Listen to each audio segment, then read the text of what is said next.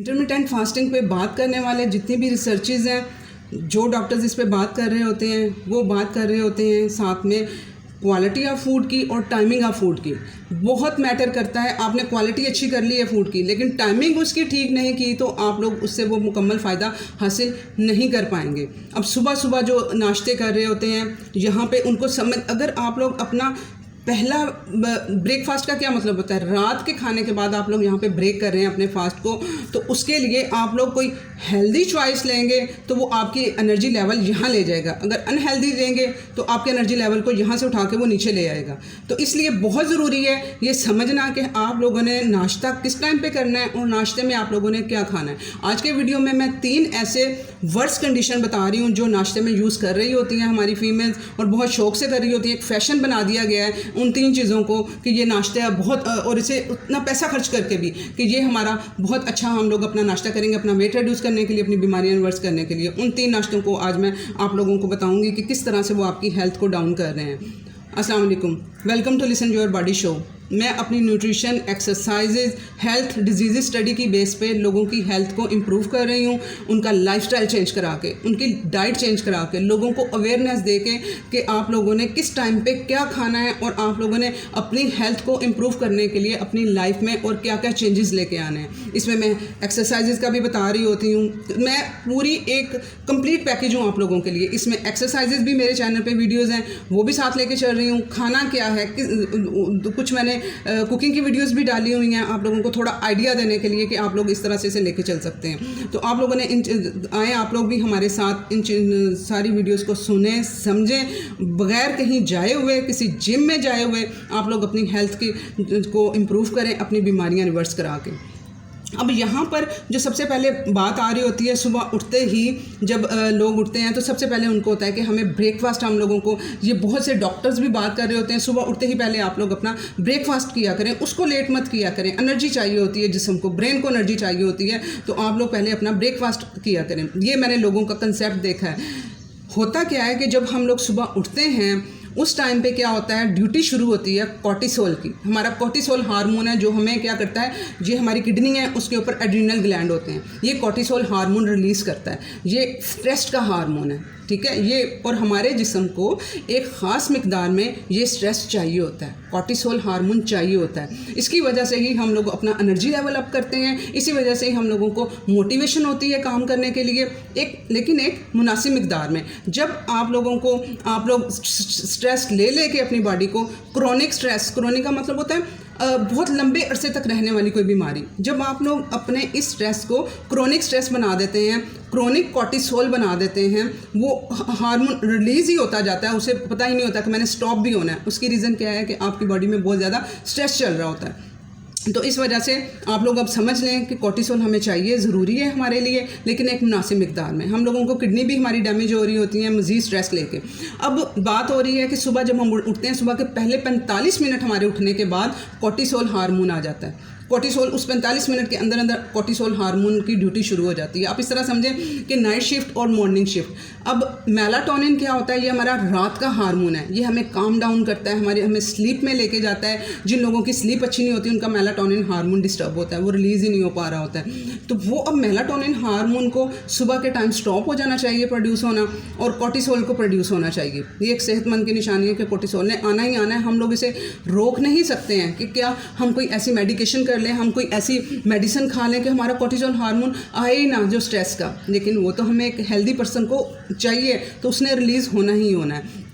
अब कंडीशन कहाँ पे वर्स जाती है, बुरी चीज़ क्या बनती है, कॉर्टिसोल आया है, बुरी कंडीशन तब बनेगी जब आपका इंसुलिन हार्मोन भी एक ही टाइम में, आपका कॉर्टिसोल भी बढ़ा हुआ है और उसी टाइम में आपका इंसुलिन हार्मोन भी बढ़ जाए, ठीक है। और कॉर्टिसोल अगर ज़्यादा होगा आपका तो इंसुलिन भी अप कर देगा। इंसुलिन अब सिर्फ मीठा खाने से, मीठी चीज़ें खाने से इंसुलिन नहीं आता है, इंसुलिन नहीं बढ़ता है जिस्म के अंदर। जब ग्लूकोज का लेवल बढ़ता है, मैंने बहुत सी वीडियोज़ इस पर बनाई हुई हैं, ठीक है, इंसुलिन पे। आप लोग वो सुन के, अब इंसुलिन रेजिस्टेंस को सुन के आपको ये कंसेप्ट क्लियर कर सकते हैं कि ये क्या बात कर रही है इंसुलिन की। तो इंसुलिन भी हमारा एक हार्मोन होता है। जब हम खाना खाते हैं, कोई मीठी चीज़ खाते हैं, कार्बोहाइड्रेट खाते हैं, तो ग्लूकोज बढ़ता है, स्पाइक आता है ग्लूकोज का, तो इंसुलिन आता है उसको नीचे करने के लिए, ठीक है। इंसुलिन हार्मोन का रिलीज़ होना भी ज़रूरी होता है कि वो आप लोगों को ग्लूकोज को नीचे लेके जाएगा। लेकिन जब आप लोग उसकी ज़्यादा मकदार में उसको अप एंड डाउन देंगे, वो बार बार इंसुलिन आएगा, तब इंसुलिन रेजिस्टेंस होती है बॉडी।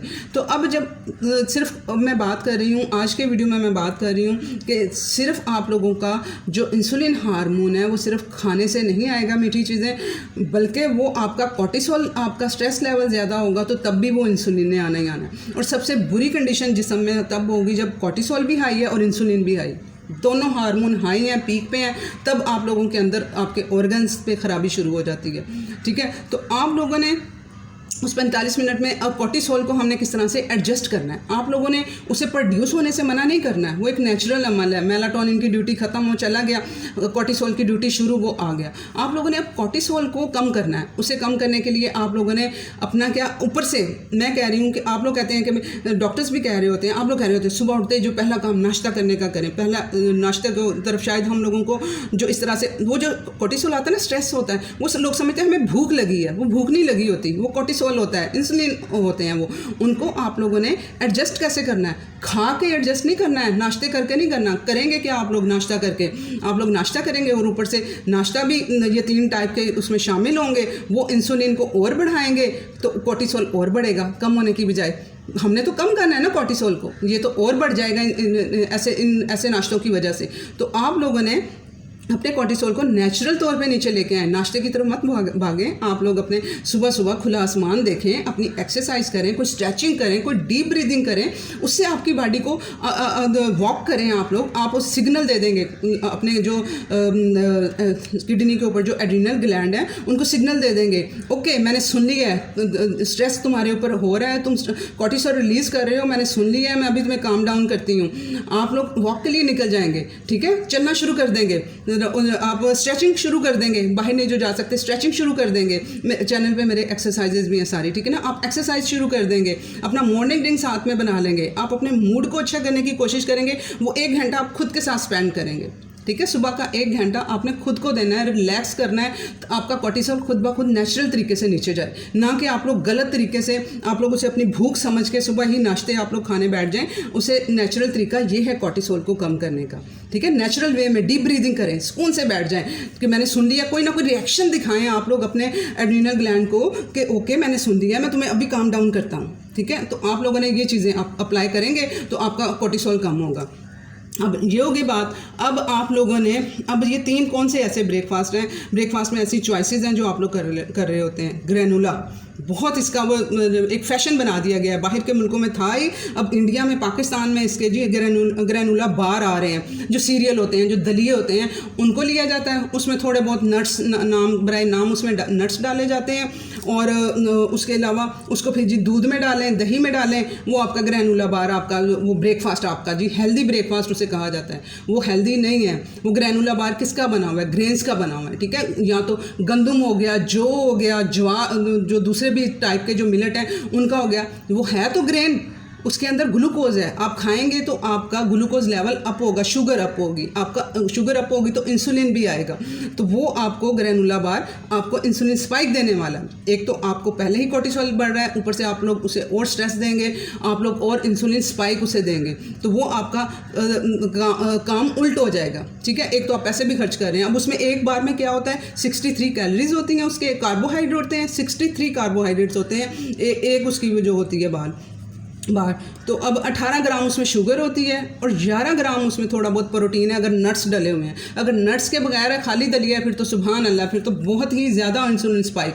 नट्स चलो थोड़ा बहुत उसको वो थोड़ी फैट गुड ऐड हो जाती है, लेकिन फिर भी ये हमारा अच्छा ब्रेकफास्ट नहीं है।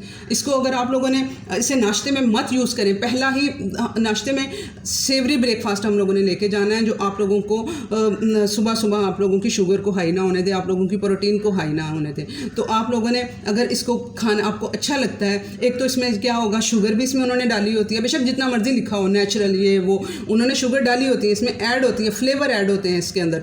तो वो आप एक, और अगर ना भी ये चीज़ें हों तो उसका फिर भी जो सा सिंपल ग्रेन है वो एक रोटी की तरह समझ लो, डब रोटी की तरह समझ लो, जो उसमें सारी कार्बोहाइड्रेट्स हैं वो सारे के सारे इसमें पाए जा रहे हैं। फ़र्क सिर्फ इतना आया कि इसको उन्होंने वो ड्राई वगैरह करके इसका फ्लेवर थोड़ा बढ़ा दिया, اور اس کے علاوہ اس میں تھوڑے بہت نٹس ڈال دیے, یہ اس میں چینج آیا. تو آپ لوگوں نے اگر اسے کھانا بھی ہے, اگر کسی کو پسند ہے تو آپ لوگ اسے ناشتے میں مت سلیکٹ کریں. اس کو آپ لوگ اپنے کسی سیکنڈ میل کے ساتھ تو اسے کر لیں, ساتھ میں اور چیزیں اچھی ایڈ کر کے تو اسے سیکنڈ میل میں آپ لوگ کر لیں, لیکن ناشتے میں یہ اسے مت یوز کریں, یہ آپ لوگوں کو انسولین اسپائک دے گا. ٹھیک ہے, یہ کلیئر ہو گیا آپ کو. اس کے بعد دوسرے نمبر پہ گرین جوسز بہت بات ہو رہی ہوتی ہے انڈیا میں اسپیشلی, بہت بات ہو رہی ہوتی ہے. صبح صبح اپنی اسکن کو فریش کرنا ہے, اپنے لیور کو ڈیٹاکس کرنا ہے, گرین جوسز پئیں آپ لوگ. اب وہ گرین جوسز کیا ہیں؟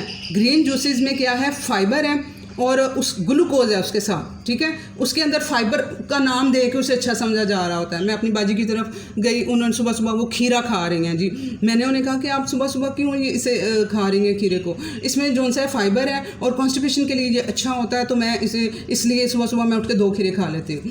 یہ آپ صبح صبح ہی. اور گرین جوسز, ٹھیک ہے, اب یہ ڈبے میں بھی جو فارن کنٹریز کی میرے ساتھ چل رہی ہیں ان کو آئیڈیا ہوگا کہ باہر کے ملکوں میں گرین ڈبوں میں پیک یہ گرین جوسز آتے ہیں. ٹھیک ہے, اس میں انہوں نے شوگر بھی ڈالی ہوتی ہے, شوگر باہر سے بھی ایڈ کی ہوتی ہے, اور اس کے گلوکوز اس کے اندر بھی ہوتا ہے. جو ہماری جو ویجیٹیبلز ہوتی ہیں یہ کاربوہائیڈریٹس ہیں, ان میں ایک اچھی بات ہے ان کے ساتھ فائبر ہوتا ہے. ٹھیک ہے, فائبر ہوتا ہے لیکن گلوکوز ہوتا ہے, شوگر ان کے اندر پائی جاتی ہے. جو ڈبوں والا ہے وہ تو انتہائی خطرناک ہے کہ وہ آپ لوگوں نے یوز نہیں کرنا ہے. اس کے اندر صبح صبح ناشتے میں کوئی بھی آپ لوگوں نے گرین جوس نہیں لینا ہے. بے شک آپ لوگ فریش ویجیٹیبلس کا بنا رہے ہیں, اسے آپ دن میں باقی میلز کے ساتھ رکھیں گے, آپ صبح صبح اسے نہیں لیں گے. اگر آپ لوگ ویسے ہی کھیرا بھی کھا رہے ہیں تو آپ لوگ صبح صبح نہیں کھائیں گے. آپ کا اتنا اچھا انٹرمیٹنٹ فاسٹ چل رہا ہے, آپ اسے مت بریک کریں.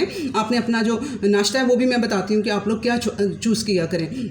تو آپ لوگوں نے ویجیٹیبلس کے جو گرین جوسز ہیں ان کو ناشتے میں ایڈ کر کے اپنا گلوکوز لیول اپ نہیں کرنا. گلوکوز لیول اپ یوں ہوگا, ساتھ میں انسولین بھی آئے گی اسے ڈاؤن کرنے کے لیے, وہ ایک دم ڈاؤن کرے گی, اور اسی لیے انرجی کریش آتا ہے. جب انسولین آتی ہے آپ لوگوں کا ایک دم انرجی ملتی ہے. جب آپ لوگ ایسے کاربوہائیڈریٹ یوز کرتے ہیں, آپ تھوڑی دیر کے لیے فیل کرتے ہیں ہاں بہت اچھا ہو گیا ہمارے ساتھ, ہم نے تو بہت اچھی چیز کھا لی ہے. تھوڑی دیر کے بعد آپ لوگ دیکھتے ہیں یوں ڈاؤن, آپ کو نیند کے وہ اور غنودگی میں آپ لوگ چلے جاتے ہیں. اس کی ریزن کیا ہوتی ہے؟ وہ انسولین کریش کرتی ہے, کہ اس کو کم کرتی ہے بلڈ میں سے ایک دم سے, تو وہ پھر آپ کو انرجی کریش آتا ہے. تو وہ یہ دیتے ہیں جوسز. ٹھیک ہے, اور جو ڈبوں والے ہیں اس میں تو وہ پیکنگ بھی اور وہ سارا پریزرویٹو بھی اور ساری چیزیں وہ یوز ہو رہی ہوتی ہیں. اس کا فائبر اچھا ہے ویجیٹیبلس کا, لیکن آپ لوگ اسے, اور بلکہ اب تو جو دوسری بات بھی میں کر لوں. اب کیا ہے, جن کو لیکی گٹ ہے, جن کو سیبو کے ایشوز ہیں, گڈ بیکٹیریا ہی نہیں ہے. یہ گرین کس کا کھانا ہوتے ہیں؟ یہ گرین فائبر جو سا ہے یہ گڈ بیکٹیریا کا پری بایوٹکس ہیں. یہ ہمارے یہ گڈ بیکٹیریا کا کھانا ہوتے ہیں.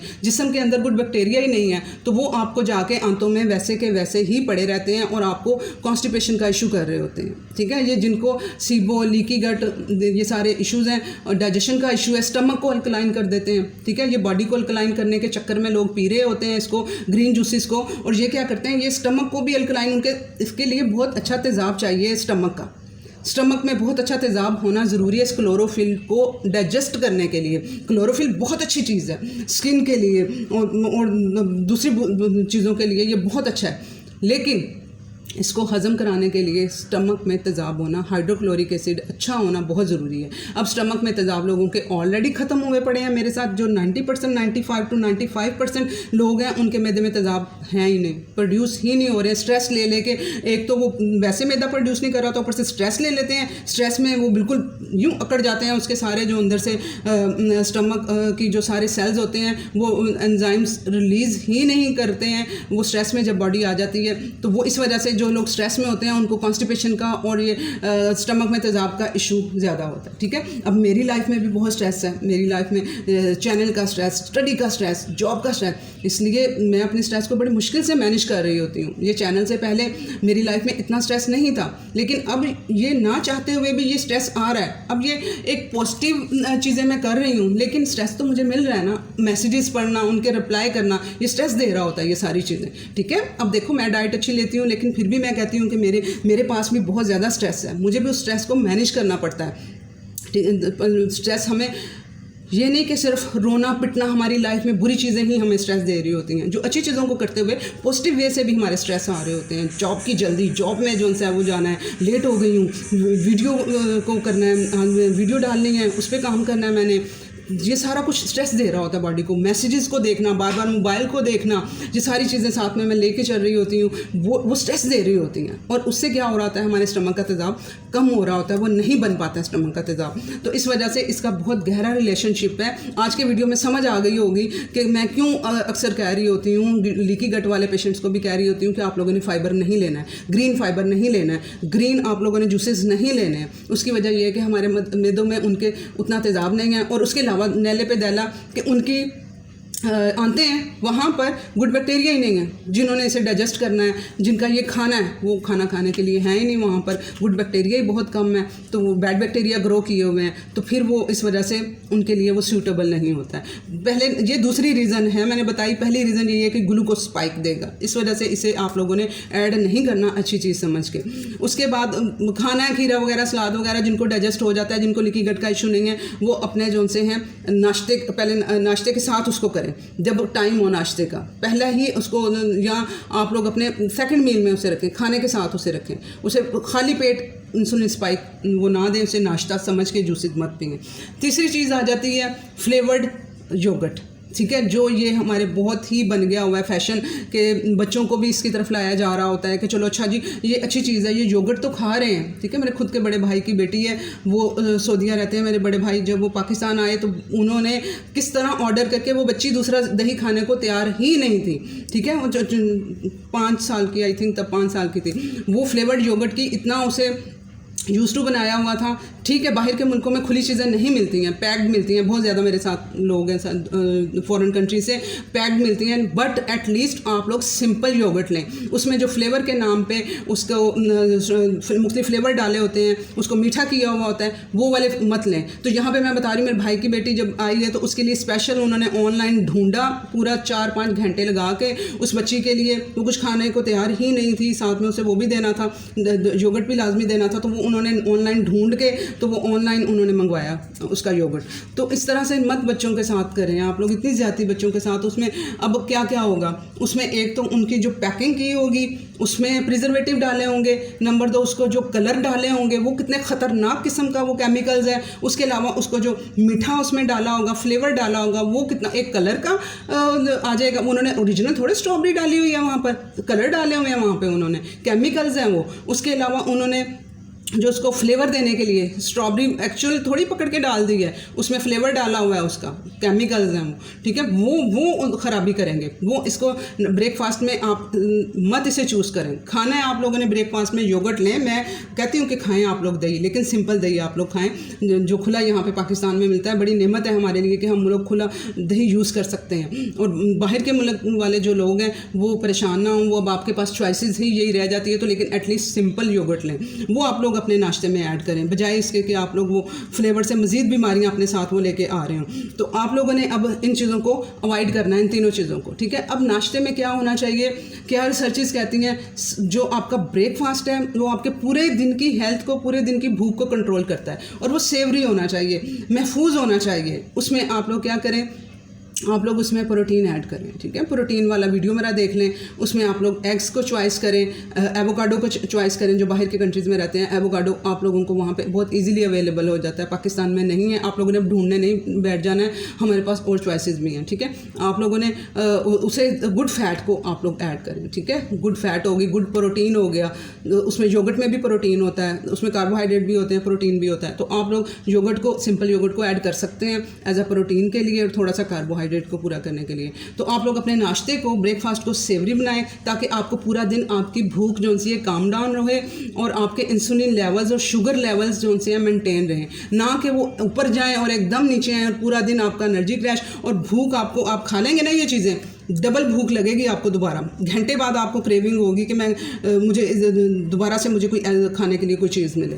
جب آپ لوگ ہائی پروٹین, اچھی پروٹین والا کریں گے, گڈ کوالٹی فیٹ والا کریں گے, تو آپ لوگ دیکھیں گے آپ لوگ فیل کریں گے 4-5 گھنٹے آپ کے کم از کم 3-4 گھنٹے کہیں نہیں گئے, تو انرجی لیول بھی اپ ہوں گے. اور پلیز اسے شیئر کریں, بہت سے لوگوں کو ضرورت ہے. اللہ حافظ.